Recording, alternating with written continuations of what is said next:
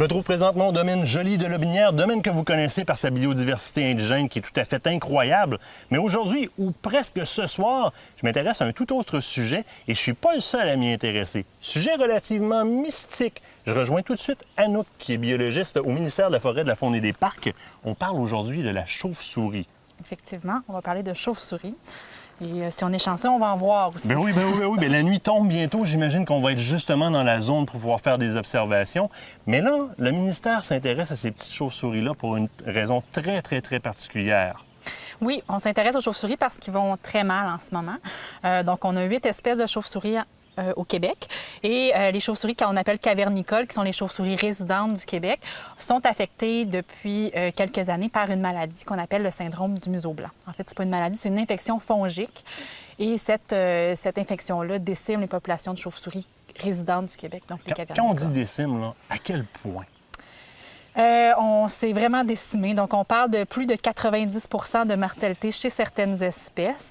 Pour vous donner une idée, dans des endroits où, par exemple, ça se passe beaucoup l'hiver, donc on avait des hibernacles qui sont les habitats de la chauve-souris l'hiver, donc des grottes ou des cavernes. Et dans certaines places, on avait initialement plus de 5000 individus dans certains cas ou 1000 individus. Et là, des fois, il en restait 5 ou 0. Donc, on parle vraiment même des fois de déclin de 100 dans certains sites. Et si je ne me trompe pas, tu me parles d'hibernacle et c'est justement à ce moment-là que la maladie du museau blanc les frappe par épuisement, ces petites bêtes-là. C'est ça. Dans le fond, le champignon, c'est un champignon qui a été introduit d'Europe à New York en 2006. Il est arrivé au Québec en 2010. Et le champignon, c'est un champignon qui aime le froid. Donc, il va se développer durant l'hiver et à peu près à la même température que les chauves-souris. Donc, les chauves-souris, l'hiver, ils aiment bien 4 degrés. Ils descendent leur température et rentrent en torpeur. Et là, le champignon va se développer sur les chauves-souris, surtout qui ont fermé un peu leur système immunitaire pour économiser de l'énergie. Et ce que ça fait, c'est que le champignon fait une espèce de maladie de peau. Finalement, il rentre dans les tissus. Et c'est pas le champignon qui les tue comme tel, c'est que le champignon va faire qu'ils vont se réveiller beaucoup plus souvent. Donc, une chauve-souris qui sort de torpeur, c'est une chauve-souris qui, un peu comme on chauffe le poêle, il faut qu'elle augmente sa température, elle brûle ses réserves de gras et elle se réveille beaucoup plus souvent. Donc, finalement, elle s'épuise très rapidement. D'épuisement, littéralement d'épuisement. Exactement. Fait qu'ils se réveillent souvent au mois de mars, puis là, au mois d'avril, ils ont presque plus de réserves. Ils sortent pour avoir de la nourriture pour manger. Puis évidemment, au mois de mars, ici, c'est pas fameux pour les insectes. Absolument pas. C'est relativement rare dans ce temps-là. Oui, donc, ça crée un problème qui est majeur. Donc, cette petite bête-là, ce petit mammifère volant-là, qu'on a énormément mystifié dans la littérature, autant dans les films que dans l'écrit, et au bout du compte, très fragile, beaucoup plus que ce qu'on le pensait.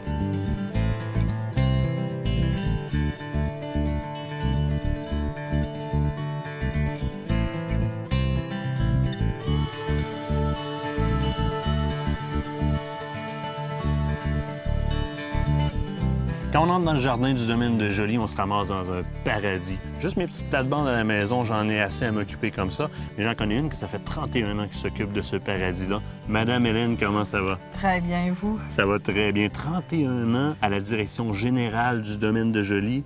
Ça fait 31 ans de belle fierté, ça. C'est 31 ans de travail d'équipe avec des partenaires, avec vraiment des bénévoles, plein de gens qui nous aident à mettre en valeur ce petit coin de paradis. C'est pas juste vous, les mauvaises herbes, là. Non, aucunement. C'est même jamais ou quasi jamais moi, les mauvaises herbes. Vous avez un milieu qui explose de biodiversité. C'est incroyable. De plantes indigènes, tantôt de plantes qui ont été aussi un peu plus exotiques, introduites dans les jardins.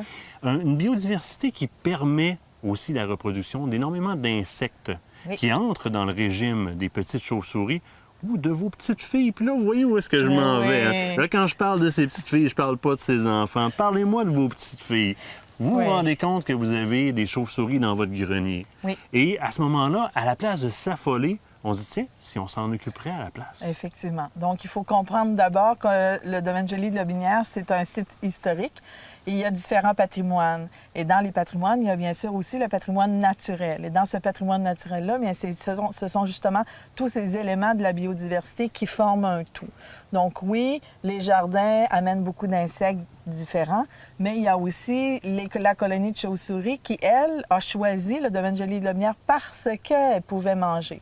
Donc oui, le grenier du cottage leur donnait l'endroit nécessaire pour établir une maternité, donc pour élever leur bébé, et par la suite, bien sûr, peuvent venir dans le jardin pour se nourrir. ce qui est intéressant aussi, c'est que lorsqu'on a découvert la maternité, il y a eu deux façons de penser. Il y a des gens qui disent « Ah non, non, non, il faut qu'on les enlève de là. » Et moi, je me disais... C'est ce qu'on entend souvent dans la population. Oui, là. mais il faut comprendre que, oui, il y a des fois, on ne cohabite pas avec les chauves-souris. Les chauves-souris sont des petits animaux sauvages, au même titre qu'on ne cohabite pas avec un raton laveur, une moufette ou un écureuil.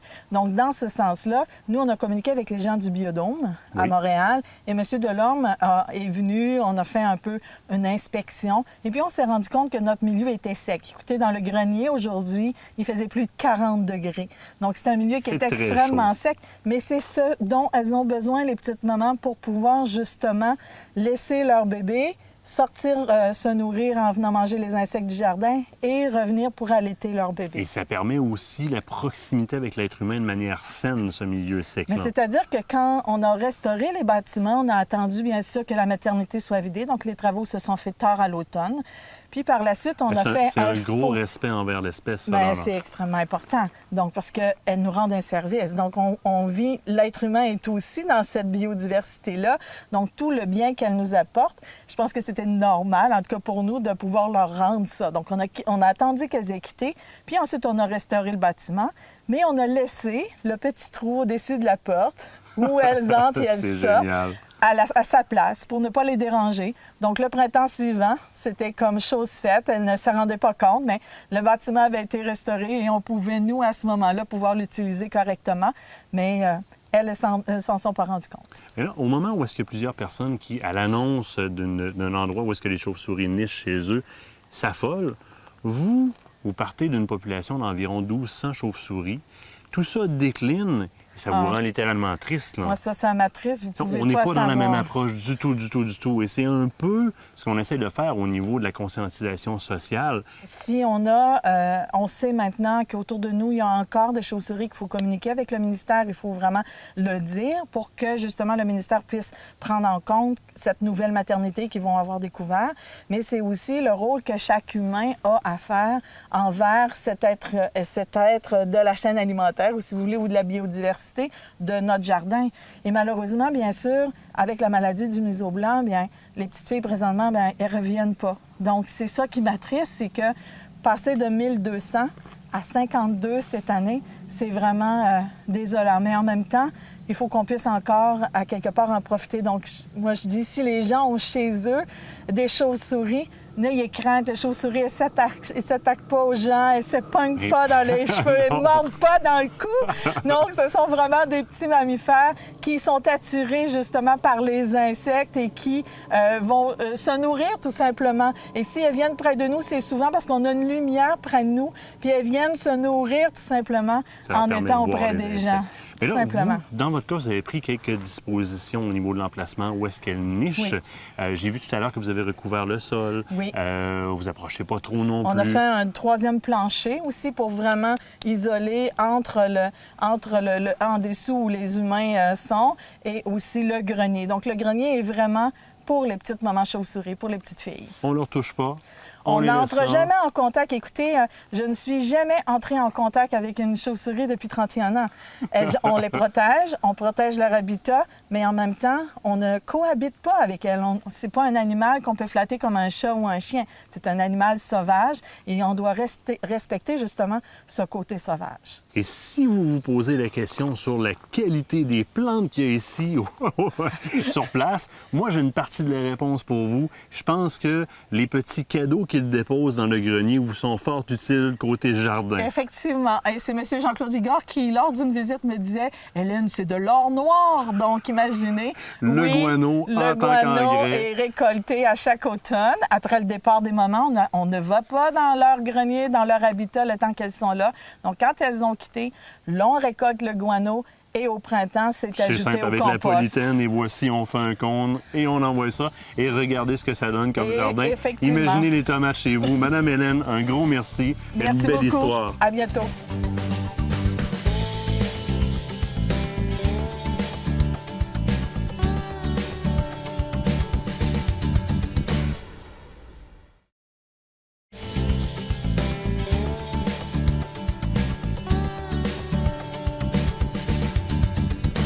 Nathalie, aussi biologiste du côté du ministère, tu es la collègue de Anouk. Oui. Et c'est toi, ça, le petit oiseau de nuit du ministère qui t'approche autant des petites chauves-souris. Oui, en fait, les chauves-souris me fascinent, mais c'est un animal qui est très, très intéressant, que les gens connaissent très peu et qu'on aurait intérêt à en connaître un peu plus. Souvent, on les a tout près de chez nous, puis on ne le sait pas. Ah oui, bien, effectivement. Puis c'est une des raisons pour lesquelles on met de l'avant de l'information. Puis, par exemple, le réseau que tu supervises présentement, parle-moi-en.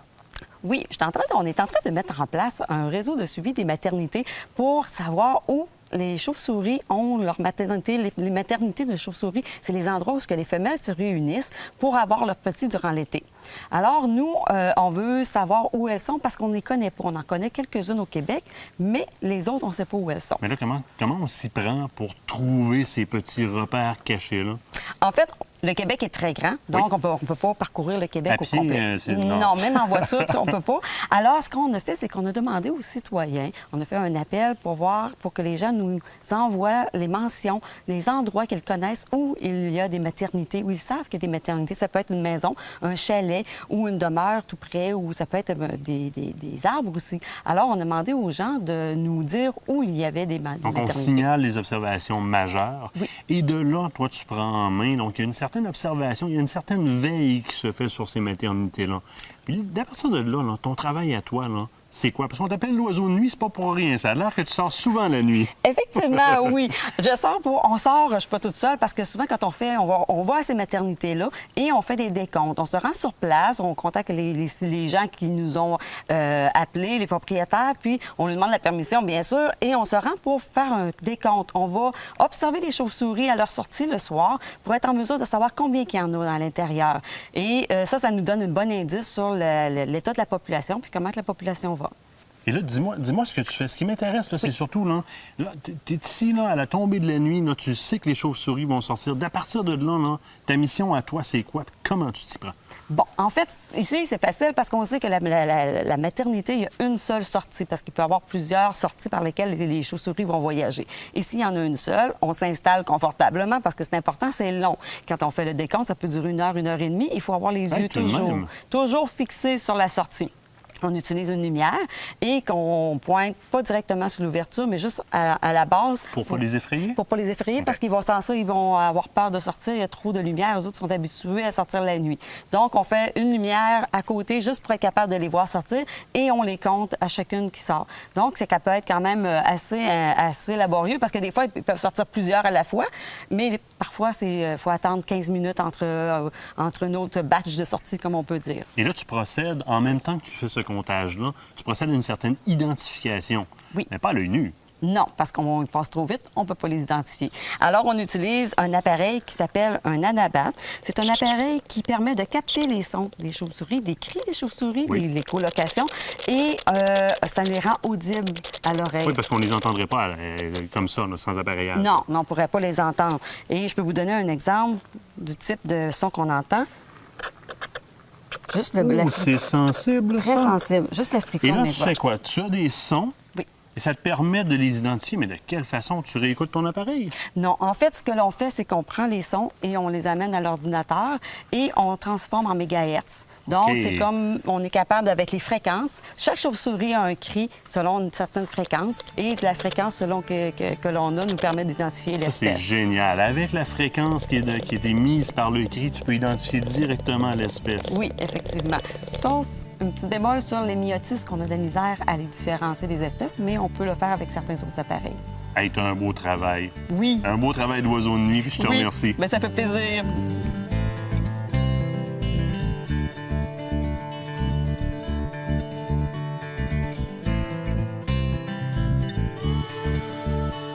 Alors, quelle belle expérience! Passer une journée comme ça avec vous autres à observer ces petites bestioles-là, à en parler, à voir un peu comment ça fonctionne. Moi, j'ai, excuse-moi l'expression, littéralement tripé. Maintenant, on a fait le tour de la problématique, on l'a mise en contexte dans ce qui se vit ici au manoir Joly de Lotbinière. Maintenant, qu'est-ce qu'on peut faire pour enrayer ça? Bien, déjà, on peut commencer par les aimer. Donc, oui, si déjà il y avait une bonne presse, ça aiderait. Oui. C'est sûr que des fois, il y a beaucoup de préjugés sur les chauves-souris qui leur donnent une mauvaise réputation. Mais c'est sûr qu'il y a des actions plus concrètes. Donc, ce qu'on fait au ministère Pour l'instant, la maladie, il y a beaucoup de laboratoires qui travaillent sur une solution aux États-Unis. Nous, présentement, on n'est pas en mesure de faire ça. On n'a pas les moyens pour faire ça là, dans les laboratoires et tout ça, mais on est capable de suivre ces progrès-là et aussi de faire des études un peu plus poussées, entre autres sur le suivi. Donc, le suivi des maternités, c'en est un. Il y a aussi un suivi des hibernacles l'hiver qu'on essaye de compter, de voir, de mesurer le déclin et espérer mesurer une reprise peut-être des populations. On va essayer de voir s'il y a des individus qui peuvent être résistants à la maladie, donc c'est ce qu'on essaye de voir. Et ensuite de ça, il y a un réseau acoustique, donc comme on a montré tantôt avec l'appareil qui enregistre les sons, qui se fait à la grandeur du Québec depuis les années 2000. Donc avec ça, on a vraiment des tendances annuelles des populations depuis très, très longtemps. Donc déjà, le suivi, c'est un élément important. Ensuite de ça, il y a des projets de recherche plus précis. Donc, quand on va avoir assez de maternité, au Québec, on va pouvoir regarder la démographie, comment la reproduction va, comment les espèces se reproduisent finalement, augmentent la population après le déclin. Mais justement, pour pouvoir faire ces observations-là, ça prend des points d'observation. Exactement. Et c'est là que la population est interpellée. Quand on fait des observations, qu'on dénombre certaines chauves-souris en sortie d'un endroit précis, il faut rentrer en communication avec le ministère et dire « Hey, j'ai une observation majeure, venez donc voir. » Et de là, ça vous donne les outils. C'est ça. Donc, nous, on a besoin d'aide parce que, comme Nathalie le disait tantôt, on ne sait pas où sont les maternités. Les hibernacles, on en connaît très peu. Donc, il faut que les gens nous appellent quand ils en observent, quand ils en ont dans leur résidence ou dans leur bâtiment, dans leur chalet ou dans des nichoirs sur leur maison. Donc, ça, c'est vraiment quelque chose qui est important. Donc, il y a un site Internet qui s'appelle Chauve-souris Québec en un mot. .ca, donc chauve-souris-québec.ca. Et ce site-là donne plein d'informations sur les chauves-souris, donc autant pour apprendre sur leur biologie, autant qu'est-ce qu'on fait quand on a une maternité de chauves-souris, comment il faut prendre des mesures de sécurité quand on en a, mais aussi permet d'enregistrer des maternités et même de nous aider en faisant des décomptes. Donc c'est carrément un point de communication avec eux autres. Je peux rapporter là-dessus l'observation des chauves-souris. Puis mettons que toi, tu as un dortoir de chauves-souris chez toi, bien, tu peux décider le soir, comme on a fait là, de faire le décompte, puis de compter les chauves-souris, puis de nous les enregistrer. Donc, parce que nous, on ne peut pas aller partout. Donc, ça nous permet vraiment d'avoir un suivi éventuellement le plus grand possible à la grandeur du Québec. Donc, c'est vraiment un outil qu'on met en place et c'est avec ce site-là qui débute, ça va permettre de faire ça. Donc, à la place de continuer de mystifier ce petit mammifère volant-là, lui venir en aide, de par son apport à la biodiversité, tu m'en as parlé en dehors de la caméra, il y a des études américaines qui ont été faites et les chiffres sont astronomique. C'est ça. Au Texas, ils ont évalué, en prenant les chiffres, le rôle que les chauves-souris font pour contrôler les insectes dans l'agriculture, tout ce qui empêche aussi les pesticides qu'on ne met pas quand il y a des chauves-souris. Oui. Donc ça, c'est presque 3,7 milliards de dollars minimalement estimés. Et c'est sûr qu'au Québec, on n'a pas encore de chiffres comme ça, mais toute la foresterie, toute l'agriculture, c'est sûr que les chauves-souris ont un rôle énorme sur le contrôle des pestes. Et les gens, des fois, ils n'aiment pas les chauves-souris, mais je pense qu'ils aiment encore moins les insectes. Donc, d'avoir des chauves-souris, c'est quand même un moindre mal. Alentour de la maison, on sauve un peu de crème, ça amoindrit la quantité, on aime bien ça. Ça fait partie de notre biodiversité, puis il faut s'en occuper. Et à ce propos, moi, j'inviterais peut-être les gens à aller visiter le site Internet, évidemment, mais aussi, vous l'avez vu aujourd'hui, on est au domaine Joly de Lotbinière. Il y en a une maternité ici. Vous pouvez venir sur place et parler avec les gens qui sont témoins de ce déclin-là depuis longtemps et qui vont vous parler de leur proximité avec ces chauves-souris-là et de quelle façon, finalement, c'est pas si terrible que ça. Anouk, je te remercie. Et toi, là, d'excellentes informations. J'ai passé une très belle journée. Bien, tant mieux. Merci beaucoup. Merci. Cette chronique vous a été présentée par le ministère des Forêts, de la Faune et des Parcs.